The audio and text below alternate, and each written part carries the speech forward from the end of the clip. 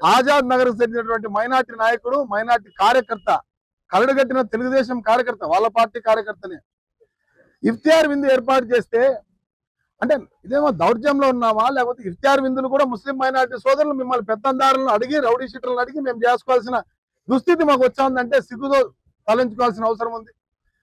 ఈరోజు అందరూ చూస్తుండగానే మాకు తెలియకోకుండా ఇఫ్తియార్ విందులు సందులో ఎలా ఏర్పాటు చేస్తామని చెప్పేసి మా పిల్లవాడిని నిన్న పిలిచి నానా బూతులు తిడుతూ మ్యాన్ హ్యాండ్లింగ్ చేసి కాళ్ళు కూడా పట్టించుకున్నాడంటే వాడెవడో ఏం పేరు అని పేరు కాదు, వాడెవడు మధు, రాయల మధు అంట. అదే ఒకసారి నువ్వు కార్పొరేటర్ గా దొంగ ఓట్లతో గెలిచినంత మాత్రం నువ్వు పెద్ద పాలగా నువ్వు అనుకుంటాడావా?